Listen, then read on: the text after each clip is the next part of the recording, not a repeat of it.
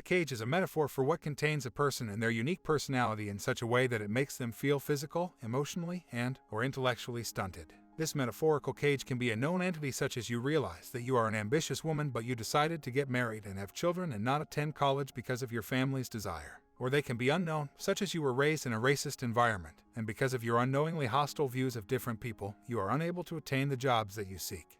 Whether it is a cage a person creates for themselves or a cage constructed by someone else, cages create hostile inner environments. Cages reduce our potential and limit our capabilities to obtain and achieve our dreams. While most cages are constructed subconsciously, all cages can be identified and opened once the keys have been procured. Society, for a very long time until recently, has had prescribed cages for humans. Societal norms encourage girls to be homecoming queens and captain of the cheerleading squad.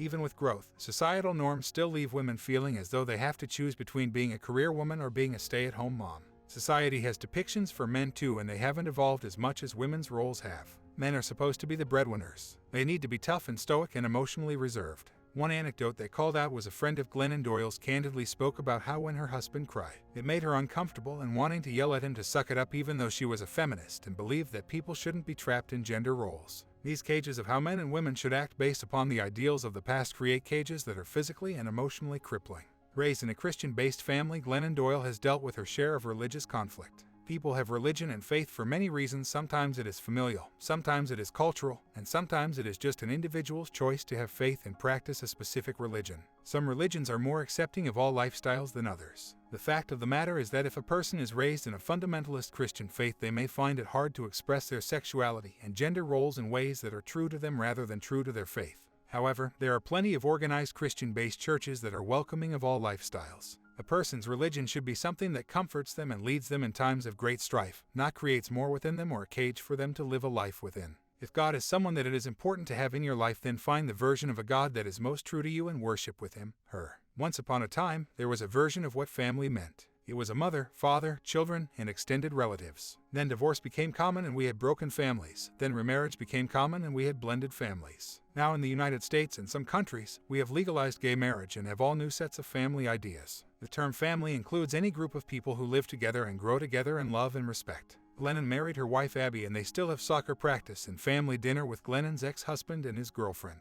It may not be the typical nuclear family, but there is a group of parents that care for and respect each other. These people are raising people to care for and respect others. Family can be composed of the people that represent the roles you need in life. They don't have to be blood relatives, and family can be the blood relatives that acknowledge and celebrate the true you. Imagine the most beautiful version of what a family would like you for you. Then make it happen. Cages can be constructed by a person's familial, social, and cultural environments. How a person's family perceives gender roles is often pivotal in how women and men grow up.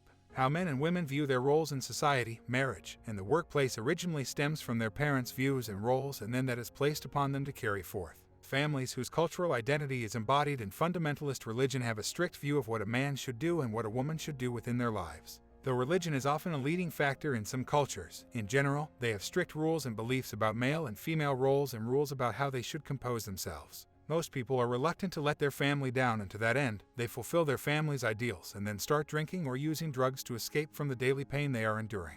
This preordained role based on gender can lead to a cage that confines a person and causes physical and psychological damage. Labels can be freeing or confining depending on the person.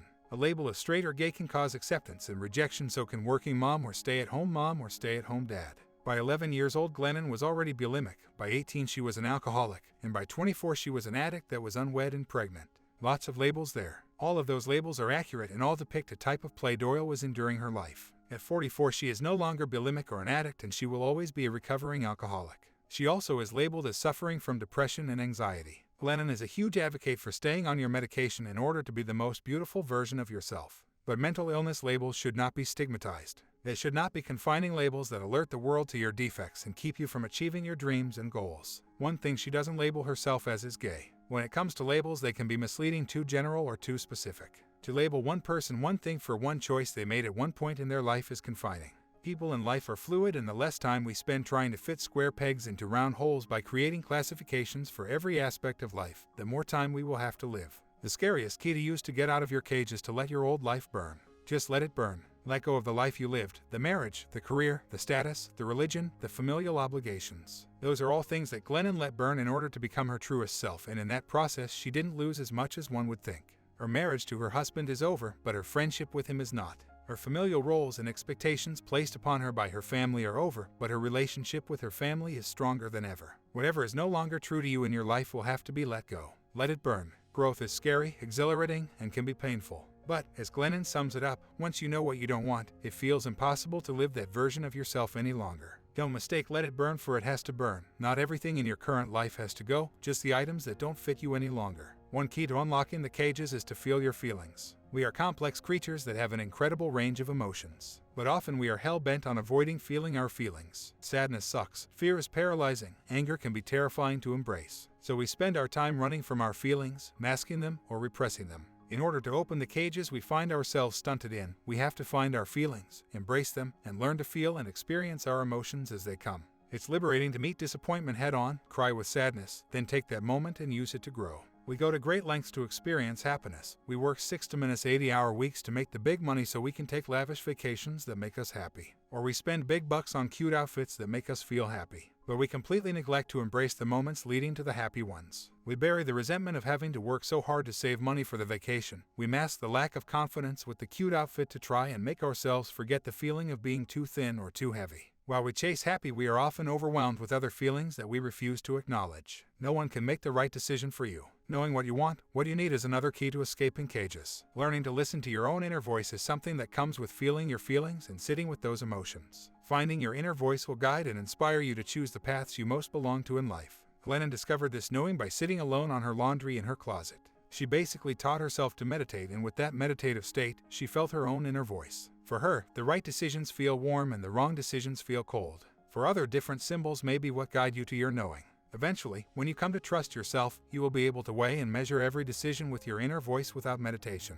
In today's society, it is very hard to just rest. To turn off the screens, the social media, the earbuds, the smart speakers, and just be one with our own thoughts. In order to dial into your feelings and your inner voice, you have to consciously make a plan to just sit with yourself without distraction and embrace the discomfort of getting to know yourself. Where do you want to be in life? What's the most beautiful version of your life? Take the time to feel your feelings, listen to your inner voice, and then imagine your life. Write all down. Take what you imagine to be the most beautiful version of your life and what it can be and create it on paper. This process allows you to continue to grow while creating a plan to achieve what you truly desire. Often people find they are living the most beautiful version of their life. However, if you find that the most beautiful version of your life is different from the one you are actually living, you can create a plan of action to get where you need to be. One anecdote was of a woman who wanted a different version of her marriage. It turned out her husband did too, and they came together to write the new version of their marriage and are thriving.